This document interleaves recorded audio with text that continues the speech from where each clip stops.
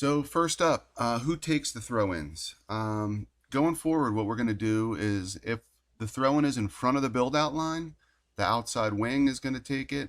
If it's behind the build-out line, the defense or the center backs are going to take it. So that's a change from what we've done up until now. Now that we know that, let's talk about where we want to throw. What's our first option, second option, and third option? You can see here there's three boxes. So kind of forward and down the sideline will always be our first option. That's going to be the first place we look. Out to the side, straight across the field, that'll be the second option. And behind will actually be our third option. So for the first option, the green, it's going to be the striker. And it is going to be the center mid that are going to be looking to try to get the ball into this space.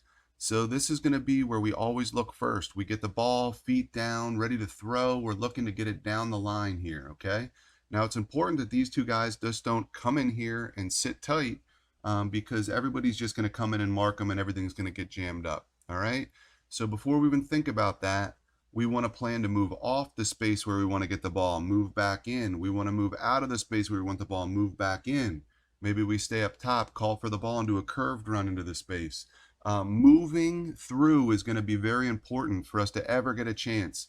All right, so here you can see the team stacked everybody they got to shut down this sideline. Good news is we don't have to throw it there. As long as we're ready, we're quick to set up. Didn't go to the first choice. Now we can go to the second choice, the orange box to the side. So it's going to be the outside midfielder on the other side that's going to come down here and try to be this sideways option over the middle of the field. You can see if we're strong enough, we're going to work on it in practice. If we're strong enough to get it over to them, there's nobody really here to stop them. So that is going to be our second option. This time they did a good job not only shutting down our players down the sideline, they also did a good job making sure they had our play over the middle of the field marked. So now we're going to go to our third option, this red box here, where we actually play it back to our defenders. Couple really important things here. So most importantly, our defender needs to be back far enough so that they're going to have plenty of time when they get this ball that they're not going to be rushed and at risk of losing the ball. So our defender cannot set up here, all right? That's not enough time. By the time they get it, they're going to be pressed. They need to be back far enough that they're going to have time. That's the most important thing.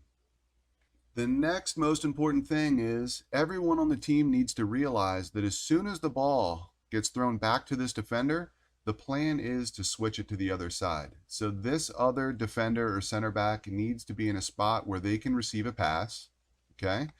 And then the whole team needs to shift so that we can start to play and threaten, okay? So we cannot just stay in the positions that we are. The whole point is to move to the side of the field where there is no defenders, right? Move the ball, try to get off an attack. Maybe we get a chance to score. Also, if you remember, there is no such thing as being offside on corner kicks, goal kicks, or throw-ins. So on the initial throw-in, we don't need to worry about being offside. I want to make sure everybody knows that. Looking over this, you can see this is our plan here. So outside midfielder is going to take the throw-in as long as it's in front of our defending build-out line. Center mid and striker are going to be moving, trying to get open for our first option down here.